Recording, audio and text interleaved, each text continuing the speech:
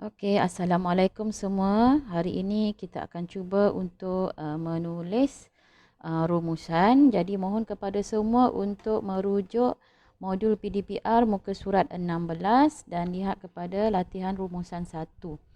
Okey, seperti biasa apabila kita menulis rumusan, suka untuk saya ingatkan di sini terdapat 3 perkara penting dalam penulisan rumusan. Pertama, mestilah mempunyai pendahuluan. Yang kedua, perlulah mempunyai 6 isi dan yang ketiga, perlulah mempunyai penutup ataupun kesimpulan. Okey. Dan cara ataupun teknik untuk kita menulis rumusan ialah kita perlulah membaca petikan secara keseluruhan. Ya, ini penting sebab apa? Tiada kata kunci ataupun arahan yang tepat diberikan dalam pernyataan soalan. Ya, jadi perlu untuk kamu baca petikan secara keseluruhan terlebih dahulu, ya, untuk kamu kenal pasti apakah isu yang dibincangkan dan apakah kata kunci yang boleh dijadikan asas untuk kamu menulis rumusan. Jika kamu tersilap, ya, memilih kata kunci, mencari kata kunci, maka akan menjejaskanlah, ya, cara kamu untuk mencari isi yang tepat. Okey, baik, sekarang kita teruskan dengan latihan rumusan 1, ya. Perhatikan soalan macam biasa. Baca petikan di bawah dengan teliti. Berdasarkan petikan tersebut, tulis satu rumusan yang panjangnya hendaklah tidak melebihi 100 patah perkataan. Anda digalakkan supaya menggunakan ayat anda sendiri tanpa mengubah maksud asal petikan. Baik, saya andaikan kamu telah membaca petikan ini sebelum kamu menonton video ini, ya. Dan saya harap kamu telah jumpa apakah isu, ya, dan apakah kata kunci dalam petikan ini. Ya, harap semua dah jumpa. Baik, sekarang cuba kita perhatikan isu dia apa.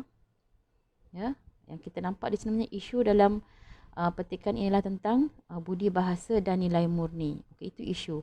Apakah kata kunci?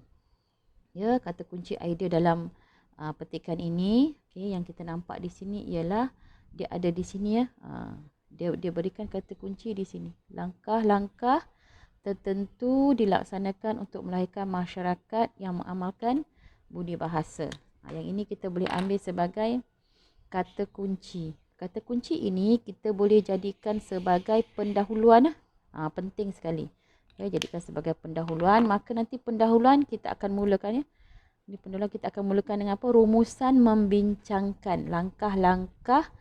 Ini kita ambil pun tak apa. Langkah-langkah untuk melahirkan masyarakat yang mengamalkan budi bahasa. Selesai. Ini pendahuluan. Okey. Okey. Pendahuluan dah selesai. Okey, jadi pendahuluan kita jumpa kata kunci langkah-langkah. Maka dalam petikan ini kamu perlu cari isi tentang langkah-langkah. Langkah-langkah apa? Melahirkan masyarakat yang mengamalkan budi bahasa. Okey, sekarang kita perhatikan perenggan demi perenggan. Okey, perenggan kedua pula, cuba kita lihat. Ya, sebagai permulaan amalan ini dapat diterapkan kepada masyarakat menerusi penggunaan kata sapaan mengikut konteks yang sesuai. Okey, ayat pertama ni pun kita dah dikira sebagai langkah lah. Yang nampak di sini ada langkah. Ya, amalan ini dapat diterapkan sampailah sini. Okey, ini isi nombor 1. Okey, jadi kamu boleh kata kita boleh mulakan, ya, antaranya ialah amalan ini, ya, perlulah. Sebab ni langkah, kita tukar jadi perlulah. Ya, perlulah diterapkan kepada masyarakat. Okey, sampai sini. Selesai. Okey, seterusnya penggunaan kata sapaan dapat menonjolkan kepribadian penutur selain memartabatkan jati diri bangsa. Ini bukan, ini huraian. Selaku bangsa yang bertamadun, kita juga berkewajipan untuk menyuburkan penghayatan budi bahasa kepada pelbagai golongan. Ini isi bukan? Okey, kita kira sebagai isi. Ya, sampailah sini. Okey. Jadi kita juga berkewajipan ni kamu tukar. Kita perlulah. Sebab langkah kita perlulah. Jadi isi nombor 2. Okey, saya highlightkan supaya mudah lah. Ya, amalan ini diterapkan sampai oh my god, silap. Sini sampai sini. Okey, yang ini sampai sini. Okey. Okey, seterusnya.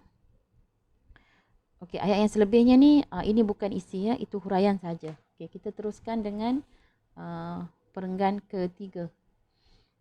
Okey, perenggan ketiga pada peringkat yang lebih asas, khususnya pada peringkat keluarga pembesaran anak, hendaklah sentiasa dibajai dengan amalan tersebut. Ya, ini nampak macam isi tapi belum lagi, ya, sebab dia masih secara umum. Okey, penerapan nilai mulia itu dapat dilakukan oleh ibu bapa pada bila-bila masa dengan apa-apa cara sekalipun yang menepati konsep kepimpinan melalui teladan. Okey, ini nampak jelas. Okey, di sini sampailah teladan. Okey, sini kita kata okey, perlu dilakukan. Dapat ni kita kata perlulah, sebab langkah kan penerapan nilai murni itu perlu dilakukan. Okey, sampai sini. Okey, ini isi nombor berapa tadi? 3. Isi nombor 3. Okey, saya highlightkan supaya lebih jelas. Okey. Okey, seterusnya di samping itu pihak sekolah juga perlu memainkan peranan dengan memberikan perhatian yang lebih serius terhadap usaha menambahkan nilai berbudi bahasa dalam jiwa murid-murid supaya hal ini subur menunjangi kehidupan mereka. Ini nampak jelas kan peranan oleh pihak sekolah sini. Okay, yang ini kita ambil cukup sampai sini sajalah, supaya tu tak perlulah itu huraian nanti terlampau panjang sangat, takut kamu terlebih perkataan. Ya, jadi ambil sampai sini. Okey, ini tadi isi nombor 4. Okey, teruskan dengan perenggan yang keempat. Okay, perenggan yang keempat, kita tidak dapat mengabaikan peranan kerajaan untuk memperkukuh amalan berbudi bahasa dalam kalangan masyarakat. Ini pun nampak macam isi tapi masih belum dikira sebagai istilah, nampak secara umum saja. Hal ini demikian kerana kita memerlukan masyarakat yang mengamalkan kelakuan terpuji dan amalan murni ketika berinteraksi dan menjalankan tugas. Okey, ini kita kira sebagai istilah. Kita kata di sini masyarakat, ambil masyarakat sampailah tugas. Okey, jadi masyarakat yang mengamalkan kelakuan. Okey, sini kita potong yang kita tukar perlulah. Ya. Masyarakat perlulah mengamalkan kelakuan ni sampai tugas. Ya.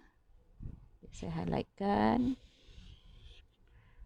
Okey, ini nombor 5. Ya, okey, teruskan. Usaha memperkukuh nilai tersebut dalam kehidupan masyarakat dilunaskan oleh pihak kerajaan dengan menyuruh rakyat agar mewujudkan masyarakat yang berhemah. Okey, yang ini okey isi oleh pihak kerajaan. Kita nampak pihak kerajaan. Ini ambil sampai hujung sini. Nombor 6. Ya, jadi pihak kerajaan dengan ni tukar. Kita jadi perlulah. Pihak kerajaan perlulah. Okey. Isi nombor 6. Cukup dah ada 6 isi. Okey. Perenggan yang terakhir ni tak ada isilah, tak ada isi. Okey, pendahuluan selesai, isi selesai. Okey, kemudian penutup. Penutup apa? Ya, penutup kamu berikan ayat cadangan. Ya, ayat cadangan kamu itu perlulah mempunyai pihak. Pihak. Siapa pihak tu? Pihak tu. Kemudian perlulah. Okey, perlulah buat apa? Mesti perlulah itu mesti ada kaitan dengan isu. Apa isu dia? Budi bahasa. Ya, perlulah buat apa? Ya, berkaitan dengan isu, kemudian mesti ada kesan. Agar jadi apa? Jadi ada kesan. Okey. Jadi ni contoh daripada saya. Masyarakat, ya, pihak masyarakat haruslah ataupun perlulah, hendaklah, ya, buat apa? Mengamalkan budi bahasa agar dapat melahirkan masyarakat yang berakhlak mulia. Okey, selesai, ya. Harap dapat membantu. Terima kasih.